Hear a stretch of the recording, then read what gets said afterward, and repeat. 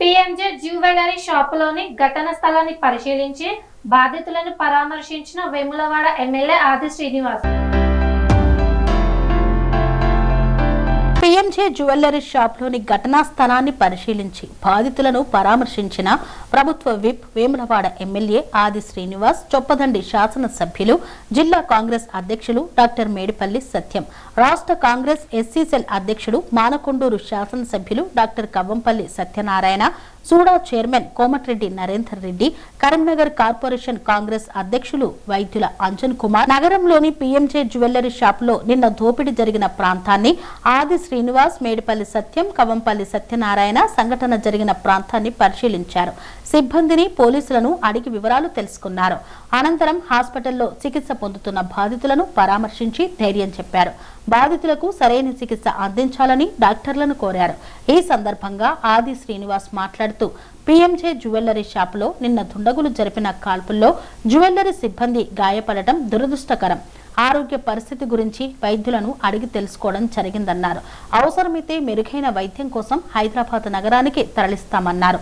దొంగలను ఎదిరించి పోరాడిన సిబ్బందికి మనోధైర్యం ఇవ్వడం పోయి బీఆర్ఎస్ పార్టీకి చెందిన గంగుల కమలాకర్, పాడి కౌశిక్ రెడ్డిలు దీన్ని కూడా రాజకీయ కోణంలో చూస్తూ మాట్లాడుతున్నారని, పోలీస్ శాఖ ఆత్మధైర్యాన్ని దెబ్బతీసే విధంగా మాట్లాడుతున్నారని దీన్ని ముక్త కంఠంతో ఖండిస్తున్నామన్నారు. ప్రతిపక్షాలు దొంగలను పట్టించడానికి తగిన సలహాలు, సూచనలు ఇవ్వడం పోయి వ్యంగ్యంగా మాట్లాడుతున్నారు. ప్రజాపాలన ప్రభుత్వం వచ్చిన తర్వాత Revanth Reddy drugs culture, pub culture, గంజాయి లాంటి వాటిపై లీగల్ ను తీసుకువచ్చి ఉక్కుపాదం మోపారు. బీఆర్ఎస్ ప్రభుత్వ హయాంలో వామన్రావు దంపతులను నడి రోడ్డుపై చంపిన దిక్కులేదు. దిశ లాంటి ఎన్నో కేసులు జరిగాయి. పీఎంజే సంఘటన కేసులో పోలీసులకు సమాచారం వచ్చిన 5 నుండి 10 నిమిషాల్లో ఘటనా స్థలానికి చేరుకొని వెంటనే సీసీ ఫుటేజ్ చూసి తగిన చర్యలు చేపడుతూ పోలీసు బృందాలను నలుగుదిక్కులా పంపడం జరిగిందన్నారు.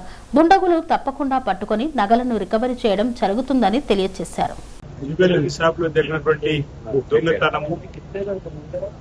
జరిగినటువంటి ఘటనలో ఉద్యోగస్తులు పలువురు గాయపడడం దురదృష్టకరమైనటువంటి ఘటనగా వారిని ఆసుపత్రిలో కూడా గౌరవ శాసనసభ్యులు కవ్వంపల్లి సత్యనారాయణ గారు, చొప్పదండి శాసనసభ్యులు సత్యనారాయణ గారు, సత్యం గారు, అలాగే సూడా అభివృద్ధి చైర్మన్ గారు, రెడ్డి గారు, గౌరవ సిపి గారు, ప్రముఖులందరూ కూడా సంఘటన జరిగినటువంటి స్థలాన్ని, ఆ షాపు, జ్యువెలరీ షాపును సందర్శించడం జరిగింది, పరిశీలించడం జరిగింది.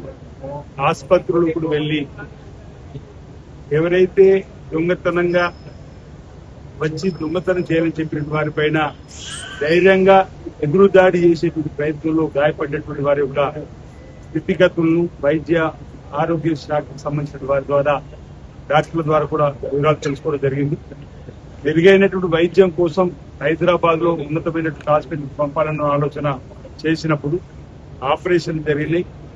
ఇతర హాస్పిటల్ కు తీసుకుపోకుండా ఇక్కడ మెరుగైన వైద్యం అందిస్తామని చెప్పినటువంటి మాట కూడా వారు చెప్పిన సందర్భంలో ఆ దేవుడు వారికి ఎంత మంచి చేయాలని చెప్పినటువంటి ఈ సందర్భంగా కోరేటువంటి భగవంతుడు ప్రార్థిస్తారు.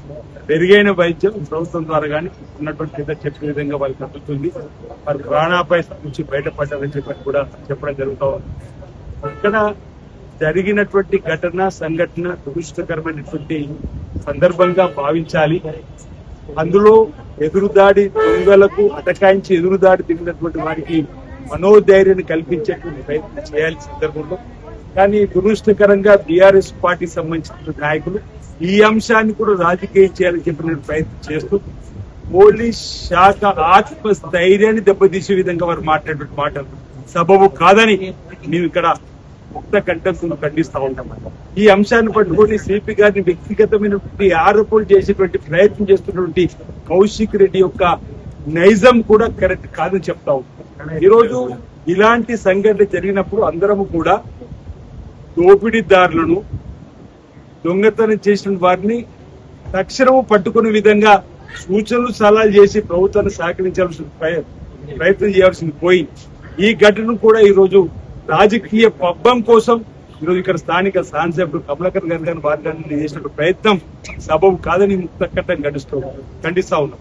గౌరవ ముఖ్యమంత్రి రేవంత్ రెడ్డి గారు ఇందిరమ్మ రాజ్యంలో ప్రజాపాలన అధికారులకు వచ్చిన తర్వాత డ్రగ్స్ కల్చర్ గాని, పబ్ కల్చర్స్ గాని, గంజాయి రహిత రాష్ట్రంగా మార్చడంలో గాని ఎక్కడా కూడా గుండాగిరికి తావు లేకుండా ఈగలను తీసుకొని వచ్చి ఈరోజు ఉక్కు పాదం మోపుతున్నటువంటి సందర్భంలో అటు నేరస్తులు గాని రాబరీ చేసేటువంటి వారిపైన గాని మచ్చు తురుక సంఘటనలు ఎక్కడ కూడా కనిపిస్తాం. మా మిత్రులు చెప్పారు ఈ హయాంలో వామన్ రావు గారి అడ్వకేట్ దంపతుల హత్య పట్టపగలు జరిగినటువంటి సందర్భం కానీ కుటుంబ మిత్రులు చెప్పారు దిశ జరిగినటువంటి సంఘటనలు కానీ మీ హయాంలో జరిగినటువంటి అనేకం ఉన్నప్పటికీ 2 సంవత్సరాలు 3 మాసాలు ఎక్కడా కూడా ఇలాంటి ఘటన జరగకుండా ఈరోజు ఇక్కడ జరిగినటువంటి ఏదైతే దొంగతనానికి సంబంధించి రాబడి చేసినటువంటి వారిపైన చర్యలు తీసుకోవడానికి సంబంధిత కమిషనర్ ఆఫ్ పోలీసు కంట్రోల్ విభాగానికి సమాచారం వచ్చినా సంబంధించిన ముఖ చిత్రాల ఆధారంగా గతంలో వారు చేసినటువంటి నేరాల ఆధారంగా అన్ని కొన్ని అంశాలు ముందే చెప్పడానికి వీలు కాకపోవచ్చు.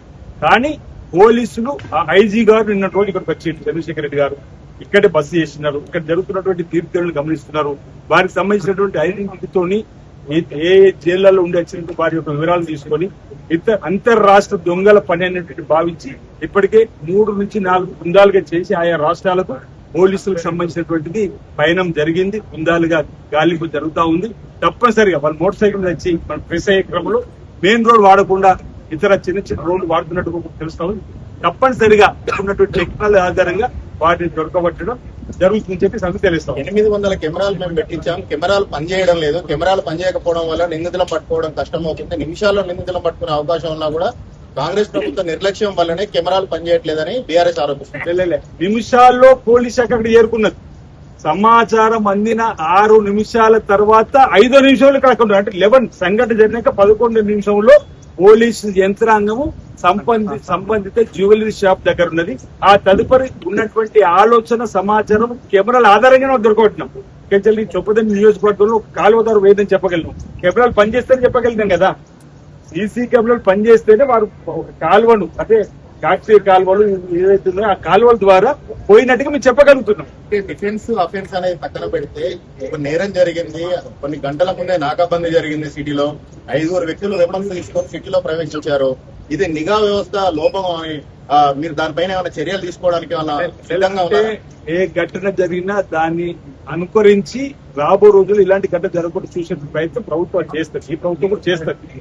ఈ ఘటన ఏ విధంగా జరిగింది అనేటువంటి అంశంలో పోలీసుల ద్వారా విచారణ జరుగుతుంది. సంబంధిత వ్యక్తులు పట్టుకునే దానికోసం బృందాలు బయలుదేరినాయి. తప్పనిసరిగా ఎక్కడైనా లోపం ఉంటే దాన్ని సమీక్షించుకుంటారు. ఇబ్బంది లేదు, అవి అంటే ఇబ్బంది అవసరం లేదు. కానీ ఇక్కడ ఈ జరిగినటువంటి ఘటన రాజకీయ కోణాలు చూడడం బాధాకరమైన మాట సందర్భం చెప్తాం. సీసీ కెమెరాల ఆధారంగానే వాళ్ళు పయనమైనటువంటి ప్రాంతాలను పరిశీలించారు.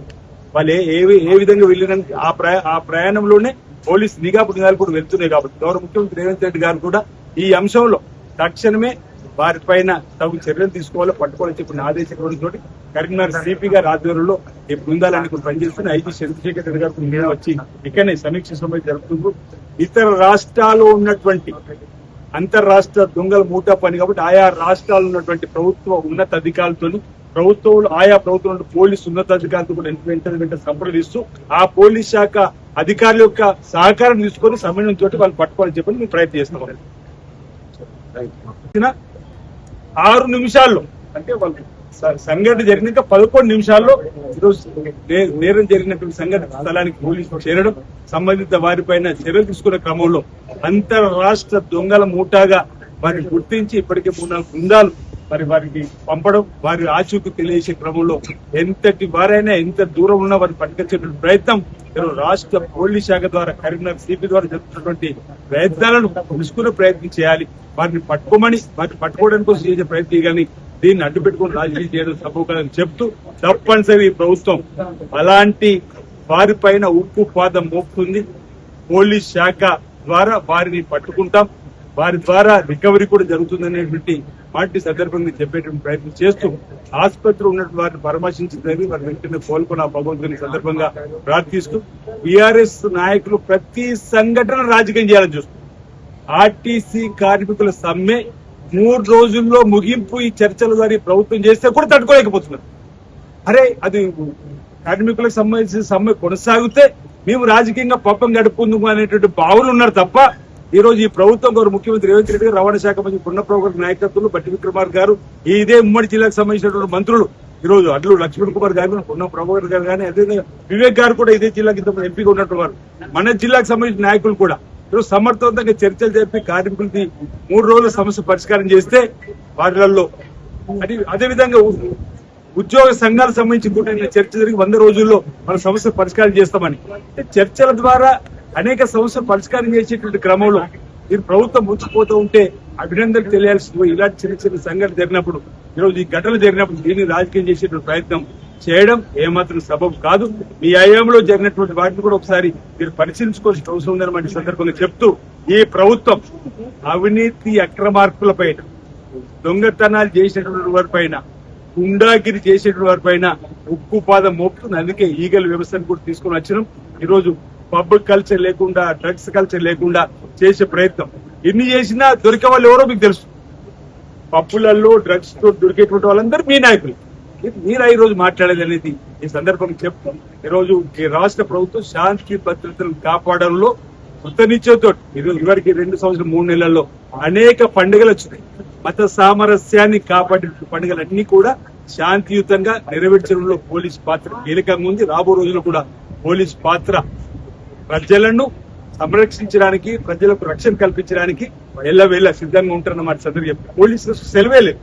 దసరా నాడు కూడా పోలీసులు డ్యూటీ చేసే విధంగా ఉండేటువంటి వారి పట్ల ఈరోజు వ్యక్తిగతంగా ఆరోపణలు చేయడాన్ని మానుకోవాలని బీఆర్ఎస్ పార్టీ సందర్భంగా హెచ్చరిక చేస్తాం. సార్, ఇప్పుడు భద్రతకు సంబంధించినటువంటి వైఫల్యం చెందకుండా ఉండడానికి రాష్ట్ర ప్రభుత్వం గౌరవ ముఖ్యమంత్రి రేవంత్ రెడ్డి గారి ఆధ్వర్యంలో అనేక చర్యలు చేపట్టింది. అందులో భాగంగా ఈగల్ అనే వ్యవస్థను తీసుకున్నది.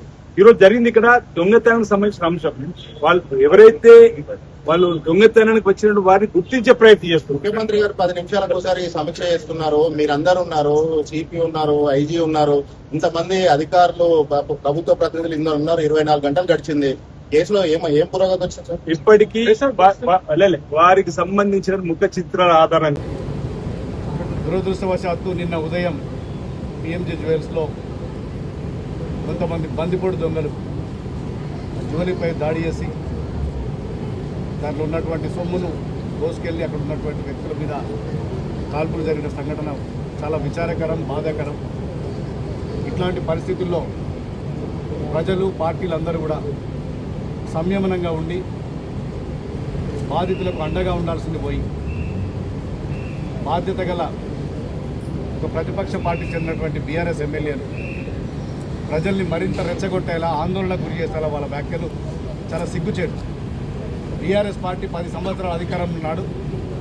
అనేక ఇట్లాంటి సంఘటనలు, దిశ లాంటి సంఘటనలు, హైదరాబాద్ నడిబొడ్డున జ్యువెల్స్ మీద పట్టపగలు దోపిడీ సంఘటనలు, మంతరిలో అడ్వకేట్ జంటను అతి దారుణంగా చంపడం, ఇట్లాంటి ఎన్నో దుర్మార్గ పనులు చేసినా కూడా మేము ఆ రోజు ప్రతిపక్షం ఉన్నటువంటి కాంగ్రెస్ పార్టీ సంయమనం పాటించి ఇలా పరిస్థితిని అదుపులో తీసుకొచ్చే ప్రయత్నం చేస్తుంది తప్ప ఏనాడు కూడా రెచ్చగొట్టే సందర్భం లేదు. నిన్న జరిగింది దురదృష్టకరమైన సంఘటన. అది ఎవరు కూడా ఊహించి ఉండరు.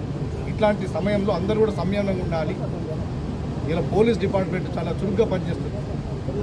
నిన్న జరిగిన ఇన్సిడెంట్ జరిగిన 5-10 నిమిషాల లోపలనే డిపార్ట్మెంట్ అంతా కూడా అలర్ట్ అయ్యి దోషుల్ని పట్టుకునే ప్రయత్నంలో వాళ్ళు ఉన్నారు. ఏ ఒక్కరిని కూడా ప్రాణాపాయం లేకుండా రెస్క్యూ చేసి సకాలంలో హాస్పిటల్కి చేర్చి వాళ్ళందరినీ కూడా ప్రాణాపాయం నుంచి తప్పించుతారు. మా గౌరవ ముఖ్యమంత్రి రేవంత్ రెడ్డి గారు ఎవ్రీ 10 మినిట్స్కి ఒకసారి ఈ పరిస్థితిని మానిటర్ చేస్తూ వాళ్ళందరికీ మెరుగైన వైద్యం అందించాలి, ఖచ్చితంగా దోషుల్ని వెంటనే పట్టుకోవాలని చెప్పి ముఖ్యమంత్రి గారు ప్రతి 10 నిమిషాలకు ఒకసారి మానిటర్ చేస్తారు. ఇన్ని చేసినా కూడా సిగ్గు లేకుండా కౌశిక్ రెడ్డి కానీ, గంగుల కమలాకర్ కానీ మీరు చేసిన దుర్మార్గాలు చాలా ఉన్నాయి. Gangula Kamalakar land, sand, mine, wine ఏది లేకుండా ప్రతిదీ ఆయన గుప్పిట్లో పెట్టుకొని ఆయన అనుచరులు. ఇక కౌశిక్ రెడ్డి చూసినాం, స్వయంగా ఒక క్వారీ యజమాని బెదిరించి ఏ విధంగా డబ్బులు దండుకుంటుండు, హైదరాబాద్ ఎంతమందిని బెదిరించిండు, ఇవన్నీ చూస్తున్నాం. అవన్నీ ప్రజలు గమనిస్తున్నారు. పిచ్చి రేలాపనలు బంద్ చేసి రాజకీయాలకు కూడా ఒక సమయం ఉంటుంది, మాట్లాడే సమయం. ఇట్లాంటి సమయాలు కాదు రాజకీయాలు చేసేది. ఒళ్ళు దగ్గర పెట్టుకొని మాట్లాడే ఇట్లాంటి సందర్భం వచ్చినప్పుడు ఎట్టి పరిస్థితుల్లో ఊరుకోలేదు. కౌశిక్ రెడ్డి నీ మాటలకు బహిరంగంగా క్షమాపణ చెప్పు. కౌశిక్ రెడ్డి కానీ, గంగుల కమలాకర్ కానీ ఇంకొకసారి ఇట్లా పిచ్చి కూతలు కూస్తే మాత్రం ఎట్టి పరిస్థితుల్లో సైన్ చేయలేదు. మా పార్టీ కార్యకర్తలు ఊరుకోరు, ప్రజలు కూడా ఊరుకోరు. ముఖ్యంగా ఖచ్చితంగా పోలీస్ డిపార్ట్మెంట్ నిన్న నుంచి నిద్రాహారాలు మానేసి వాళ్ళు దొంగల్ని పట్టుకునే ప్రయత్నం చేస్తున్నారు. వాళ్ళందరూ కూడా ఇది ఎందుకంటే ఇది మొత్తం స్టేట్కి సంబంధించిన విషయం. ప్రతి పౌరుడు కూడా ఎక్కడ ఇట్లాంటి క్లూస్ దొరికినా పోలీసులకు సమాచారం ఇవ్వాలి. వాళ్ళని పట్టుకునే క్రమంలో ప్రతి ఒక్కరు కూడా సహకరించాలని చెప్పి ముఖ్యమంత్రి గారు కూడా స్వయంగా కన్సర్న్ వ్యక్తం చేసి వీళ్ళు తొందరగా కోలుకోవాలి. అవసరమైతే హైదరాబాద్ ఏదైనా మెరుగైన వైద్యం ఉంటే కూడా చేయండి, అవసరమైతే హైదరాబాద్ నుంచి ఎక్స్పర్ట్స్ తీసుకురావాలని కూడా ముఖ్యమంత్రి గారు మాట్లాడింది. ముఖ్యమంత్రి గారు ప్రత్యేకంగా కృతజ్ఞతలు తెలియజేస్తారు. దేవుడు దయ వల్ల ఏ ఒక్కరికి కూడా ప్రాణాపాయం లేకుండా అందరూ కూడా సురక్షితంగా ఉన్నారు. సకాలంలో డిపార్ట్మెంట్ స్పందించి వాళ్ళని హాస్పిటల్కి చేర్చడం, పోలీస్ డిపార్ట్మెంట్ కూడా ప్రత్యేకంగా కృతజ్ఞతలు తెలియజేస్తున్నారు. ఇప్పుడు గౌరవ ప్రభుత్వం పాల్చుకోవాల్సిన 4 సంవత్సరాలుగా మా ప్రభుత్వం వచ్చింది, ఒక్క ఇన్సిడెంట్ కూడా జరగలేదు. దొంగలను మనం కనిపెట్టలేదు. వాళ్ళు దొంగతనంగా వచ్చారు, ఒక వరుస కొనే వాళ్ళలాగా వచ్చినారు, కస్టమర్ లాగా వచ్చినారు. వాళ్ళు గుర్తించలేకపోయినారు. గుర్తించి తేరుకునే లోపలనే ఇన్సిడెంట్ జరిగింది. కానీ ఇంతవరకు ఎప్పుడు జరగలేదు. అందుకనే మాట్లాడితే అయిపోతా, దాని డేటా ఉన్నది మీ దగ్గర. మీరే కదా భూముల కబ్జాలు చేస్తున్నారు, ఇంకా చేస్తున్నారు. నిన్నగాక మొన్ననే కదా ఒక ఆయన బెదిరించి దొంగ పత్రాలు సృష్టించి వాళ్ళకి జైలు కూడా పంపించారు. మా ప్రభుత్వం వచ్చిన తర్వాత ఒక పెద్ద నాయకుడు ఉన్నాడు దాంట్లో, మరి ఎవరి స్పేర్ చేసేది లేదు.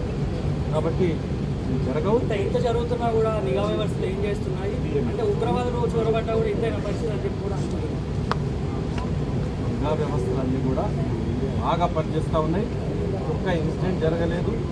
ఈ పోయినటువంటి పండగలు రంజాన్ కానీ, గణపతి కానీ, ఆ తర్వాత అంతకుముందు ఏది జరిగినా కూడా హనుమాన్ జయంతి కానీ, విజయదశమి కానీ ఏది కూడా మన పండగలు కానీ, ముస్లిం పండుగలు కానీ మత ఇక్కడ జరగలేదు. కానీ రోడ్డు మీద హత్యలు జరిగిన వాళ్ళ పీరియడ్ లోపల మంతనిలో ఒక జంటను అడ్వకేట్ వైఫ్ని వాళ్ళు దారుణంగా వాళ్ళ శాసనసభ్యుడు ఇన్వాల్వ్ అయ్యి చంపడం జరిగింది. స్వామి బోధానంద గోసేవ ఆశ్రమం సైథాపూర్. జ్యోతిష్యం, వాస్తుశాస్త్రం మన పూర్వీకులు మనకిచ్చిన వరం.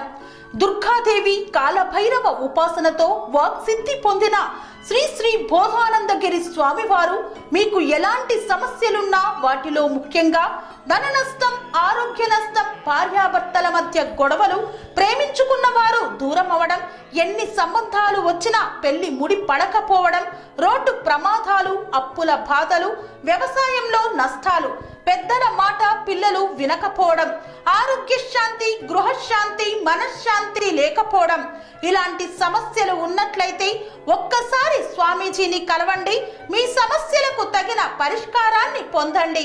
అంతేకాక అన్ని రకాల వ్యాధులకు గోపంచకవ్య మరియు మూలికా వైద్యం చేయబడును. నమ్మకంతో రండి, ఆయురారోగ్యాలతో వర్ధిల్లండి. మా అడ్రస్ స్వామి బోధానంద గోసేవ ఆశ్రమం సైథాపూర్, వీరభద్రస్వామి గుడి దగ్గర, యాదగిరిగుట్ట. సంప్రదించవలసిన నెంబర్ 9849213754 మరియు 9618034138.